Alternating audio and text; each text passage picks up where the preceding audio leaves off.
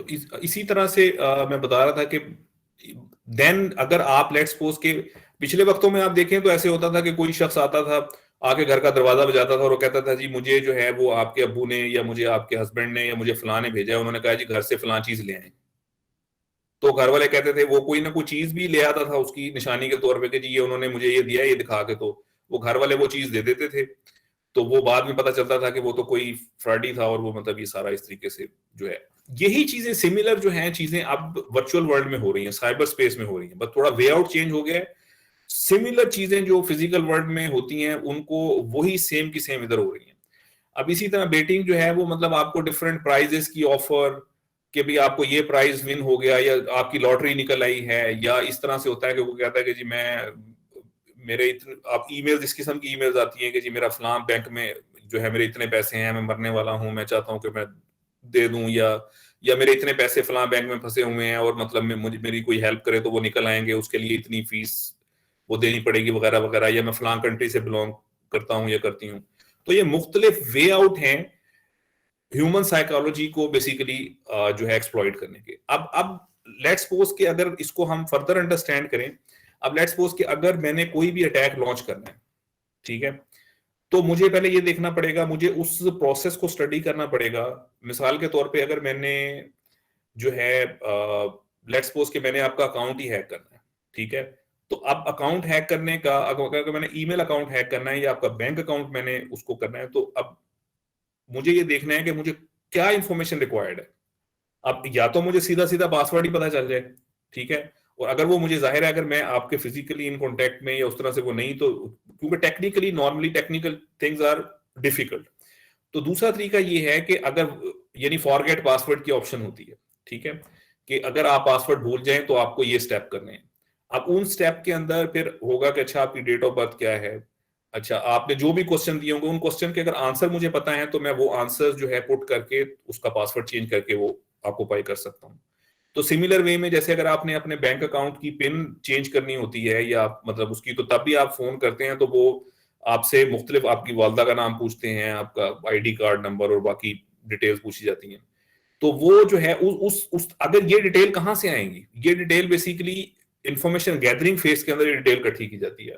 अब दूसरी चीज ये होती है कि अब लेट्स सपोज के अब पहले इसी तरह से यानी ईमेल हैक हो गई या कोई चीज हो गई तो ये चीजें हुई, इसको देखते हुए टू फैक्टर ऑथेंटिकेशन आ गई। अब यानी आपको मैसेज जो है वो आपको फोन पे यानी आपको उसी फोन से फोन करना है जो फोन नंबर आपका वहां पे रजिस्टर है, और मतलब आपके पास फोन पे भी मैसेज आ रहा है, ईमेल पे भी आ रहा है।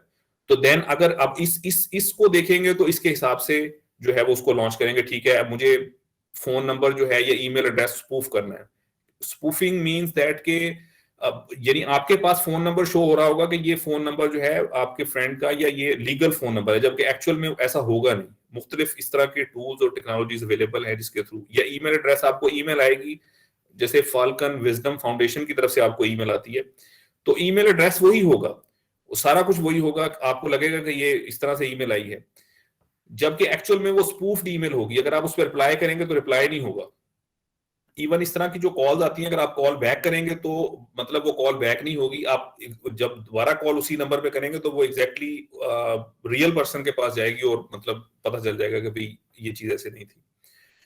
तो यानी मैं आपको बता ये रहा हूं कि आपको कोई भी चीज होती है तो उसके लिए पूरी ये सीक्वेंस स्टडी करनी पड़ती है। जिस तरह से अगर एक आम शख्स है, कोई भी शख्स है, अगर आप उससे कोई बात मनवाना चाहते हैं या उससे कोई भी काम लेना चाहते हैं तो हम क्या करते हैं, हम देखते हैं कि ये शख्स जो है इसकी नेचर क्या है, इसका बिहेवियर क्या है, और किन चीजों को ये अच्छा समझता है, किन को नहीं अच्छा समझता, क्या ट्रेंड्स हैं इस कंट्री के या इस इलाके के।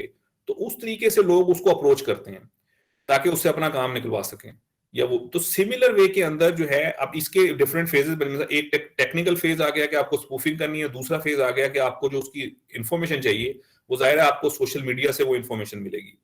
अब लेट्स सपोज के इवन हम सीवीज के अंदर बहुत सारी अपनी इंफॉर्मेशन देते हैं। अब लेट्स सपोज एक जॉब अनाउंस कर दें और जो है 10,000 बंदा उस पर सीवीज एक पर्टिकुलर, अगर पर्टिकुलर एरिया के अंदर हमने टारगेट किया वो वहां पे करें, वहां से सीवीज गैदर करें, सीवीज के अंदर बहुत सारी इंफॉर्मेशन आ जाएगी। तो इस तरह से मुख्तलिफ वे से, और कुछ इंफॉर्मेशन अगर वहां से नहीं भी मिल रही लेट्स सपोज, तो हो सकता है को यानी मतलब आपको आपके किसी दोस्त से या इन आपके किसी और तरह से वो फिजिकली भी कोई पर्सन आपके अक्रॉस आए और वो जो इन्फॉर्मेशन वहां से नहीं मिल रही वो उसको वहां से ले सकता है। मिसाल के तौर पर वालदा का नाम आमतौर पर शनाख्ती कार्ड पे भी नहीं होता और बाकी जगहों में, लेकिन हो सकता है कि कोई आपको मतलब मोहल्ले से ये चीज जो है यानी मतलब गेट कर सकता है। तो देयर आर मल्टीपल वेज के जो है वो इंफॉर्मेशन किस किस तरह से गैदर करते हैं। अभी अभी एक जो है मतलब रिसेंटली अब देखें, इस वक्त फिंगरप्रिंट्स जो हैं, बायोमेट्रिक एक्सेस हमारी हर जगह पे नादरा वेरिफिकेशन करता है बायोमेट्रिक एक्सेस की। अब वोटिंग सिस्टम भी इन फ्यूचर हो सकता है, अभी इस पे ही जो है वो इलेक्शंस हो। तो बहुत सारे लोगों, जो पीटीए की तरफ से भी ये मैसेज आ रहे हैं कि बहुत सारे लोग जो हैं, बाज लोग जो हैं वो आपके फिंगरप्रिंट्स इकट्ठे कर रहे हैं।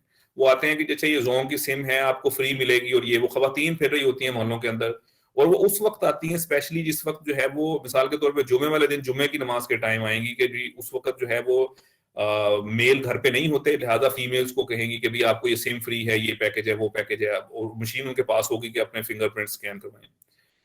तो मतलब ये मुख्तलिफ तरीके हैं एक एक मलिशियस टारगेट या उसको ऑब्जेक्टिव को अचीव करने के लिए जो है, ये सारे के सारे सोशल इंजीनियरिंग के अंदर आ जाती हैं ये सब चीजें। तो अब हमें करना क्या है?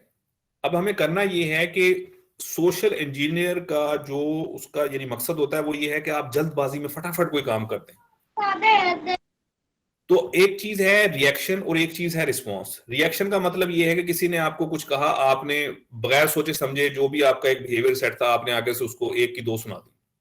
रिस्पॉन्स मीन कि आपने उसको जो है मतलब रिएक्ट नहीं किया, बल्कि आपने सोचे समझे हुए तरीके से जो है एक रीजनेबल तरीके से उसको जो है वो रिस्पॉन्स किया। तो ये बेसिकली डिफरेंस है रिएक्शन और रिस्पॉन्स के अंदर। रिस्पॉन्स हम तभी कर सकते हैं जब हम पहले से प्रिपेयर्ड हों, हमने उन चीजों को समझा हो, हम उन चीजों से अवेयर हों। तो उसके लिए एक जो रूल ऑफ थंब है वो आपको याद करने की जरूरत है कि जब भी when ever you come across any situation, या आपको कोई भी जल्दबाजी में जो है वो मतलब या फैसला, यानी जब आपको कोई इनाम निकल रहा है जी फटाफट आप ये कर दें, या अभी अभी आपको ये फैसला करना है, तो आप कभी भी जल्दबाजी में कोई फैसला मत करें। आप रुक जाएं, सोचें, और उसके बाद जो है वो एक्ट करें। जैसे जो है एक मशहूर कहावत है, बड़े बूढ़े कहते होते हैं कि पहले आप, कि अक्लमंद शख्स वो है जो पहले सोचता है और फिर बोलता है, यानी पहले सोचो, पहले तोलो, फिर बोलो।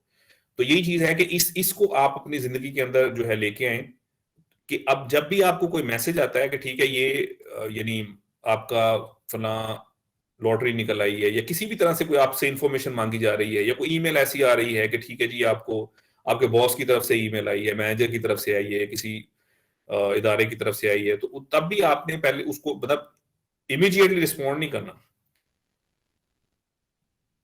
अब इसमें जो फर्दर काउंटर मेजर्स जो आपको क्या काउंटर मेजर्स जो है वो करनी चाहिए हमें, तो उसमें नंबर एक तो ये है कि चूंकि नॉर्मली आपकी इंफॉर्मेशन जो है वो इंटरनेट से आउट होती है, ये एक कॉमन मीडियम है जहां से इंफॉर्मेशन जो है वो, इवन लोगों ने ये तक लगाया होता है कि जी हम अब जा रहे हैं इस्लामाबाद जा रहे हैं, तो अब हम मुल्तान पहुंच चुके हैं, अब हम वहां तक पहुंच चुके हैं, हम क्या करने जा रहे हैं, कौन कौन तस्वीरें तक लगा देते हैं। यानी अगर किसी ने उनको फिजिकली भी कोई मतलब एक्टिविटी करनी होती है तो वो रास्ते में जो पता होगा अब ये यहाँ से गुजरेंगे, ये सूरत हाल होगी। तो या मतलब क्या खा रहे हैं, मुख्तलिफ इवेंट्स की पिक्चर्स। और अब जो डी फेक टेक्नोलॉजी है वो टेक्नोलॉजी ये करती है कि वो आपकी यही सारी जो मुख्तलिफ पिक्चर्स हैं, मुख्तलिफ आपकी वीडियोस हैं, ये सारी इंफॉर्मेशन को लेके उसके अंदर डाला जाता है, और फिर उससे वो मतलब एक यानी जो है उससे आप वीडियो बनाई जाएगी जो कि असल में आप नहीं होंगे, लेकिन वो वीडियो जो है वो बिल्कुल ऐसे होगा कि जैसे आप ही वो सारी बातें कर रहे हैं, वो सारे एक्ट कर रहे हैं।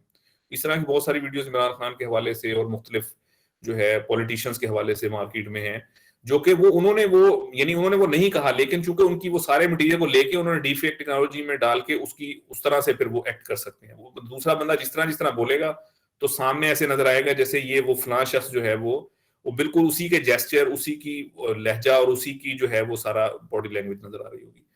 तो अब इसके लिए ये कि आप अपनी जो इंफॉर्मेशन है, पहला रूल तो ये है कि सिर्फ और सिर्फ जो है जो रिक्वायर्ड चीज है वही आप जो है वो मतलब उसको किसी को अगर आपने देनी है बिल्कुल तो ऑथराइज पर्सनल को दें। अदरवाइज ये है कि आप पोस्ट ना करें कोई भी अपनी पर्सनल इंफॉर्मेशन हो गई, या इवन आपकी बिजनेस इंफॉर्मेशन है, या मतलब इस तरह की, उसको जब भी पोस्ट करें पहले सोच लें कि इसके क्या क्या नेगेटिव इंपैक्ट हो सकते हैं।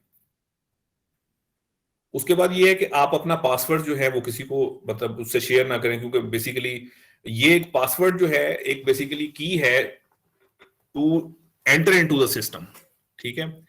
तो इसको अगर आप शेयर करते हैं तो ये भी एक लाइक रिस्क पोज करता है। सम टाइम अगर ये पासवर्ड आपने फैमिली के अंदर शेयर किया हुआ है, अब लेट्स सपोज आपका बैंक अकाउंट है या आप पर्सनल सिस्टम पे कुछ कर रहे हैं, तो अब पासवर्ड बच्चों से शेयर कर लेते हैं या मतलब, तो वो मिसयूज भी हो सकता है। यानी लेट्स सपोज कि मैं आपसे पासवर्ड नहीं गेट कर सकता, लेकिन मैं आपके किसी बच्चे से, भाई से जो कि इतना मेच्योर या समझदार नहीं, उससे वो चीज ली जा सकती है। तो मतलब इस चीज को भी देखें। Never post photograph, videos, other sensitive information, और उन्हीं लोगों को ऐड करें फ्रेंड्स लिस्ट के अंदर जिनको आप जानते हैं। आमतौर पे आप देखें कि फेसबुक पे या लिंक्डइन पे या और भी मीडिया प्लेटफॉर्म के ऊपर जो है आपको मुख्तलिफ रिक्वेस्ट आती रहती हैं। हम उन्हें जानते ही नहीं होते लोगों को, वो कौन है कौन नहीं है। फिर इवन ये कि अब लेट्स सपोज के जैसे हमने स्टार्ट में ही इस चीज को कि मे बी जो वो शो कर रहा है वो ना हो, डिस्गाइज जो है वो लाइक पर्सनैलिटी हो, तो आप जिनको जानते हैं उनको ऐड करें। और जो है मतलब अपनी सोशल नेटवर्क साइट्स जो हैं उनकी प्राइवेसी के रूल्स वगैरह, यानी मतलब ऐसी साइट्स पे आप ना जाएं जो कि ऑथेंटिकेटेड ना हो, वेल नोन ना हो। मतलब अक्सर साइट्स जो है वो डाटा आपका जो है वो सेल कर देते हैं, या अगर वो साइट ही हैक हो गई है तो वो आपका डाटा जो है वहां से सारा लीक आउट हो जाएगा। जरूरी नहीं है कि डायरेक्टली डाटा आपसे लिया जाए। अब आप देखें कि मॉल्स के अंदर जो है मुख्तलिफ फॉर्म फिल करवाए जाते हैं। यानी आप जब शॉपिंग करते हैं तो वो कहते हैं कि जी ये फॉर्म फिल करें जी, कुरानंदाजी होगी। वो कुरानंदाजी नहीं हो रही होती, वो असल में आपका डाटा गैदरिंग हो रही होती है, ईमेल डाटा बैंक बन रहा होता है। फिर उसके बाद आपको एडवर्टाइजमेंट और मतलब उन सब चीजों के लिए वो मैसेज आ रहे होते हैं, उस चीज उसको यूज किया जा रहा होता है आपकी इन्फॉर्मेशन को। तो उसके बाद अपने पासवर्ड जो हैं वो उसको फ्रीक्वेंटली चेंज करते रहें। मतलब इसका रिस्क ये होता है कि लेट्स सपोज कि आपका पासवर्ड अगर एक्सपोज भी हो गया है, तो जब आप चेंज करेंगे तो आप एक सिक्योर मोड में आ जाएंगे। और अगर आपको ऐसा लगे कि किसी को आपके पासवर्ड के हवाले से किसी ने देख लिया है या कोई, तो फौरन उसको चेंज करें। उसके अलावा ये है कि आप ईमेल्स जो आपको कोई भी ईमेल आती है अनऑथोराइज सोर्स से आती है, तो कभी भी उसको रिस्पॉन्ड ना करें। और अगर इवन ऑथोराइज सोर्स से भी आई है तब भी उसको डबल वेरीफाई करें कि ईमेल एड्रेस ठीक है। अगर उसके अंदर कोई लिंक दिया हुआ उस पर क्लिक ना करें। अगर आप लिंक के ऊपर जस्ट जो है इसी तरह माउस को लेके आएंगे तो उसका लिंक का जो एड्रेस जो है वो एड्रेस बार में नीचे जो है वो उसका यूआरएल शो हो जाएगा, उसका जो वेब एड्रेस है उसको अगर आप देखेंगे। नॉर्मली जो मतलब जो ये फेक वेबसाइट होती हैं या मतलब कंप्रोमाइज या विक्टिम जिस पे आपको लेके जाना चाह रहा है, उन्होंने इस तरह डोमेन होस्टिंग की होती है कि एक जस्ट करैक्टर का फर्क होता है। तो जब आप उसको देखते हैं तो वो फिर केयरफुली देखने से पता चलता है। इसी तरह अपने सिस्टम या मोबाइल डिवाइसेस जो है उनको अपडेट करें। और जो है यानी अब शॉपिंग वेबसाइट्स या दूसरी जो वेबसाइट्स हैं उनके लिए यानी डिफरेंट डिफरेंट वेबसाइट्स के लिए आप डिफरेंट पासवर्ड रखें। मतलब ऐसा नहीं है कि आपने अपने सिस्टम में लॉगिन करने का भी वही पासवर्ड रखा हुआ है, ईमेल का भी वही पासवर्ड रखा हुआ है, बैंक की जो आपकी इंटरनेट बैंकिंग है उसका भी वही पासवर्ड रखा हुआ है, या और भी। क्योंकि आजकल मुख्तलिफ इतने सारी मतलब वो जो है यूजेज हो गया है कि तो इसके लिए डिफरेंट पासवर्ड यूज करें। और उनको मैनेज करने के लिए आप पासवर्ड वॉल्ट या कोई भी वे जो है वो यूज कर सकते हैं उन पासवर्ड्स को मैनेज कैसे करना है, लेकिन मुख्तलिफ। अदरवाइज अगर आपका एक पासवर्ड कंप्रोमाइज हो गया किसी भी साइड से, इट मीन दैट कि बाकी सब चीजें भी कंप्रोमाइज हो जाएंगी। और इसी तरह मुख्तलिफ अब जो मल्टी फैक्टर ऑथेंटिकेशन की फैसिलिटी फेसबुक भी दे रहा है, गूगल भी दे रहा है, जीमेल दे रहा है, मतलब मुख्तलिफ जो है ये एक चीज है कि आप इसका मतलब ये है कि आप जो है उसको इनेबल करें, ताकि एटलीस्ट अगर पासवर्ड भी एक्सपोज हो गया है तो तब भी आपको मल्टी फैक्टर ऑथेंटिकेशन की वजह से, यानी जो दूसरे ऑथेंटिकेशन मैकेनिज्म है, या तो आपको मैसेज आएगा या आपको मतलब मोबाइल पे या ऐप पे, तो उस यानी आपको टू टू फैक्टर वेरिफिकेशन करनी होगी, तो उससे एटलीस्ट वो सक्सेसफुल नहीं हो सकता जो अटैक है। इसी तरह कोई भी इंसिडेंट होता है उसको रिपोर्ट करें। लेट्स सपोज कि आप इदारे में हैं तो अपनी मैनेजमेंट को बताएं। अगर आप किसी प्रॉपर ऑर्गेनाइजेशन में हैं, वहाँ साइबर सिक्योरिटी इंफॉर्मेशन सिक्योरिटी के हवाले से वो लोग देख रहे हैं, उनको बताएं। अब घर में भी होती है तो बाकी लोगों को जो उससे बताएं, ताकि उनको पता लगे कि ये एक्टिविटी हो रही है, बाकी लोग उससे अवेयर हों और वो उसके विक्टिम ना बने। तो ये जो है अभी तक जो है मतलब हमने साइबर सिक्योरिटी और सोशल इंजीनियरिंग के हवाले से जो है इसको डिस्कस किया। यहां तक अगर आपका कोई क्वेश्चन है तो आप मुझसे पूछ सकते हैं।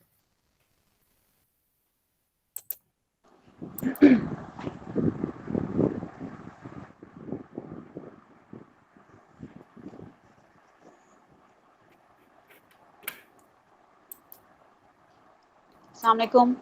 वालेकुम अस्सलाम वरहमतुल्लाह। Sir, you said the suspicious URL looks different from the normal one. How can yes, a layman identify that? How can we get to know that this is the suspicious one and this is the normal one? देखें इसका ये है कि सबसे पहली बात ये है कि आप को पता होना चाहिए कि आप क्या करने जा रहे हैं। ठीक है, अब जैसे यानी हम रियल वर्ल्ड में भी अगर कोई काम करते हैं तो हम उसको वेरीफाई करते हैं कि भाई ये जो है हम कहाँ जा रहे हैं, क्या एड्रेस है, क्या नाम है। तो इसी तरह से इसमें नॉर्मली ये है कि जो चीज आपके पास आ रही है अगर वो कोई ऑथराइज सोर्स से आ रही है, जस्ट उसको क्लिक करने की बजाय आप पहले किसी से वेरीफाई कर लें, किसी से पूछ लें कि भाई ये जो है ये किस तरह से है। और अगर आपको पता है, नॉर्मली होता ये है कि जो यूआरएल आएगा मिसाल के तौर पे www.yahoo.com, सो ये एक जो है बिल्कुल ऑफिशियल जो है एड्रेस है।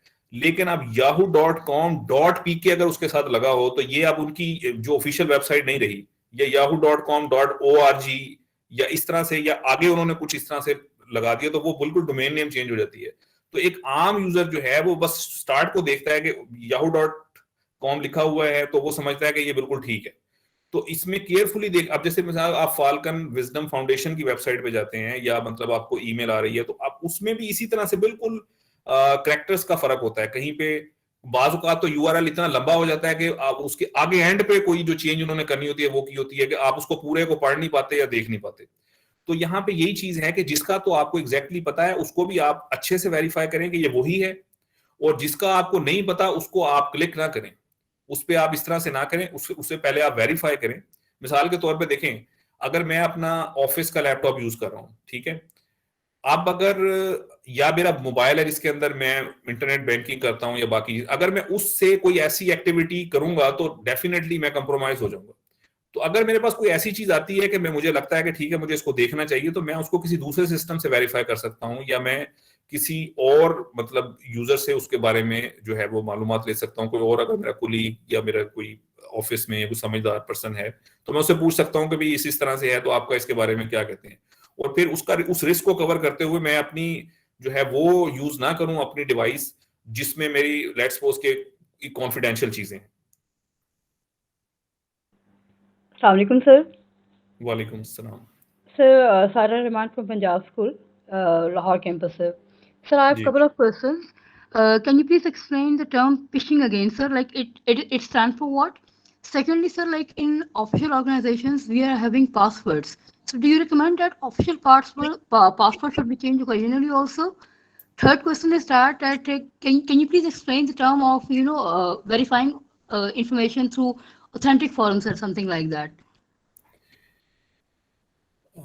चले आपने मतलब मल्टीपल क्वेश्चन किए हैं, वन बाय वन मैं आंसर करता हूँ। अगर मैं कोई क्वेश्चन भूल जाऊं तो आप दोबारा बता दीजिएगा। Right, sir. तो पहला जो आपका क्वेश्चन था कि फिशिंग का क्या मतलब है। फिशिंग जैसा, फिश का मतलब ये चूंकि फिश कहते हैं मछली को, ये वो वाला फिश नहीं है, लेकिन कॉन्सेप्ट वही है कि मछली पकड़ने के लिए जिस तरीके से जो है एक उसके लिए एक कांटा डाला जाता है, यानी उसके लिए कोई अट्रैक्टिव चीज डाली जाती है, जब वो उसको खाने के लिए वो आती है मछली तो उसमें फंस जाती है। सिमिलर वे के अंदर ह्यूमंस को जो है उनसे अपने मलिशियस ऑब्जेक्टिव को अचीव करने के लिए जो है ह्यूमन उसमें उसकी साइकोलॉजी को एक्सप्लॉइट किया जाता है। यानी आपको कोई ऐसी ऑफर दी जाएगी कि आपका ये इनाम निकल आएगा, या आपको इतनी चीजें मिल रही हैं, या लेट्स सपोज के या और इस तरह से कि अगर आप इसको फिल करते हैं तो ऐसे हो जाएगा, या इस लिंक पे आप क्लिक करें तो आप, मिसाल के तौर पे आपको ईमेल आती है फाल्कन विजडम फाउंडेशन की तरफ से, और उस ईमेल में ये लिखा होता है कि आप अगर जो है लेट्स सपोज इस पे ये फॉर्म फिल करें, सर्वे हो रहा है, उसके बाद जनाब आपका उसकी बेसिस पे आपका इंक्रीमेंट लगेगा, या आपको कोई प्रमोशन या आपको ईद गिफ्ट भेजा जाएगा व्हाट्सोएवर। अब जो है बेसिकली ये जो है ये क्या है, ये बेसिकली एक आपको एक कांटा या आपको एक अट्रैक्शन आपको दी है, जबकि असल में देना दूना कुछ नहीं है, उसने आपको टारगेट किया। जैसे ही आपने क्लिक करना है तो आपने या तो कोई मॉलवेयर आपके सिस्टम में आ जाएगा, या आप किसी जो दूसरा जो डिस्गाइज वेब पेज होगा उस पर आपकी इंफॉर्मेशन कैप्चर की जाएगी, जो जो भी टारगेट का ऑब्जेक्टिव है बेसिकली उसको अचीव करना है। तो ये चीज है। दूसरी चीज ये है कि जो आपने कहा कि पासवर्ड चेंज करने के हवाले से, तो ये बिल्कुल all the standards best practices यही कहती हैं कि आपको फ्रीक्वेंटली पासवर्ड चेंज करना चाहिए। नॉर्मली 30 to 90 डेज के अंदर जो है मुख्तलिफ ऑर्गेनाइजेशन ने मुख्तलिफ जो है वो मतलब लिमिट रखी होती है, और टेक्नोलॉजी में मतलब ये चीज कॉन्फ़िगर कर देते हैं कि आपको इतने दिन के बाद मैक्सिमम एज पासवर्ड की कॉन्फ़िगर करते हैं, आपको उतने दिन के बाद, उससे पहले लेट्स सपोज 2 वीक पहले या 1 वीक पहले जो है अलर्ट आना शुरू हो जाता है कि आपको चेंज करना है। तो मतलब इट्स आल्सो बेस्ट प्रैक्टिस के भी आपको करना चाहिए। और उसके अलावा आपने क्या कहा था? Sir, multi-factor verification, sir. Can you please explain the process, sir? सो देखें, जब ऑथेंटिकेशन का मतलब ये है कि हम किस तरह से सिस्टम को एक्सेस करने के लिए वो किस तरह सिस्टम हमें ये आइडेंटिफाई करेगा कि भाई मैं वाकई वो पर्सन हूं जो ऑथराइज है और मुझे सिस्टम के अंदर वो आने दे। तो उसके लिए 3 फैक्टर होते हैं कि मैं व्हाट आई नो, और मतलब कि भाई मैं कौन हूं, यानी और मैं क्या जानता हूं या मेरे पास क्या है। ठीक है, ये 3 चीजें होती हैं। अब मैं क्या जानता हूं, लेट्स सपोज के व्हाट आई नो मीन इसमें पासवर्ड हो सकता है, कोई पिन कोड हो सकता है, ये वो चीजें हैं जो मैं जानता हूं, कोई सीक्रेट वर्ड हो सकता है। मैं कौन हूं, इसमें मेरी बायोमेट्रिक एक्सेस आ जाती है, यानी मेरी रेटिना स्कैन आ जाएगा, फिंगर स्कैन आ जाएगा, ठीक है, इसी तरह फेस स्कैनिंग आ जाएगी। तो ये है कि ये मतलब मैं कौन हूं या मेरी डिफरेंट जो बायोमेट्रिक फीचर है उसको उसके हवाले से, ये एक फैक्टर है ऑथेंटिकेशन का। और तीसरा फैक्टर ये है कि व्हाट आई हैव, इसमें हो सकता है जैसे आपके पास कोई क्रेडिट कार्ड है या आप स्वाइप करने के लिए कोई मतलब आपको कार्ड दिया गया है या कोई बैज है, इस तरह की चीज है जो आपके पास है, तो जिसकी मदद से जो है वो आपको वेरीफाई किया जाएगा। तो ये 3 फैक्टर, तो मल्टी फैक्टर का मतलब ये होता है कि इन तीनों को मिला के या इनमें से किसी 2 को यूज करके, यानी एक से ज्यादा फैक्टर अगर हम यूज करें आइडेंटिफिकेशन के लिए तो हम इसको कहते हैं basically multi factor authentication. Sir, is there any registration available that wherever we are sharing our personal information or let's say official information, like nobody can use it, without our consent, sir?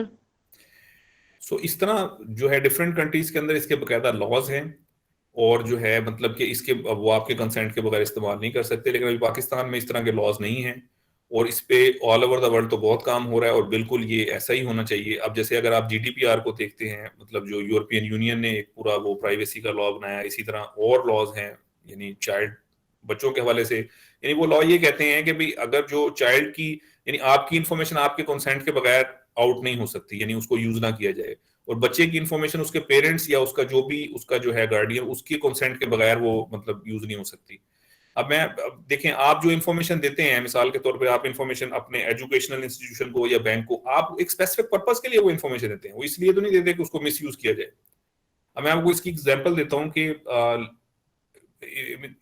मतलब एक इदारे के अंदर ऐसा हुआ कि मतलब जो है कुछ फीमेल्स को फोन कॉल्स आनी शुरू हुई, एक एजुकेशनल इंस्टीट्यूट था, तो उसमें जो है उन्होंने जब पेरेंट्स ने जाके कंप्लेन की कि भाई ये नंबर हमने सिर्फ और सिर्फ जो है आपके इदारे को दिया है और कहीं ये नंबर नहीं दिया। अब देखिए, उन्होंने नंबर तो इसलिए दिया है कि भाई आप अगर कोई मतलब कोई रिपोर्ट सेंड करनी है या कोई मैसेज करना है तो मतलब ये नंबर है ताकि पेरेंट्स को बताया जा सके या उन मतलब जो है उनसे कॉन्टेक्ट किया जा सके।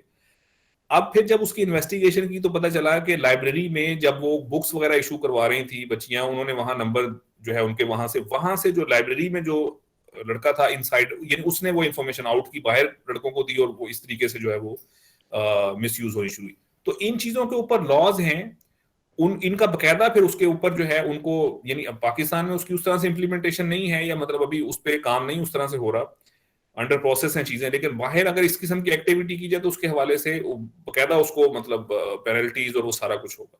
तो बिल्कुल ये जो है इस पे बड़ा काम हो रहा है प्राइवेसी के ऊपर।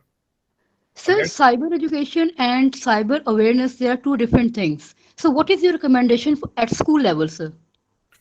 देखें, एजुकेशन और अवेयरनेस जो होती है ना, there are 3 levels. First step होता है कि आप सबसे पहले किसी को अवेयरनेस देते हैं, ठीक है।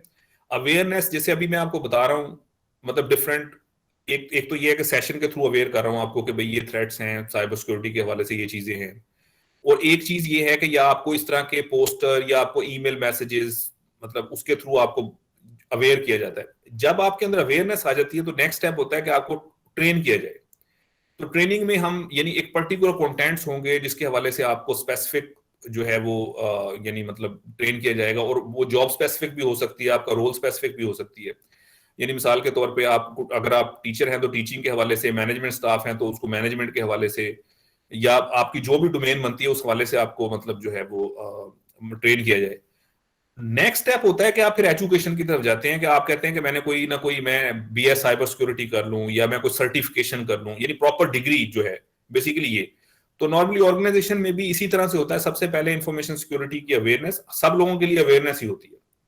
उसके बाद नेक्स्ट स्टेप होता है कि जो जॉब रोल है उसके हवाले से उन लोगों को स्पेसिफिक ग्रुप्स को स्पेसिफिक ट्रेनिंग दी जाती है ताकि वो अपनी जॉब एक्टिविटीज को अच्छे से परफॉर्म कर सकें, क्योंकि वो सब लोगों के लिए रिक्वायर्ड नहीं होती। उसके बाद थर्ड लेवल ये होता है कि उनको फर्दर प्रमोशंस के लिए, आगे जाने के लिए वो एजुकेशन मीन सर्टिफिकेशंस की तरफ या मतलब प्रॉपर डिग्री की तरफ जाते हैं।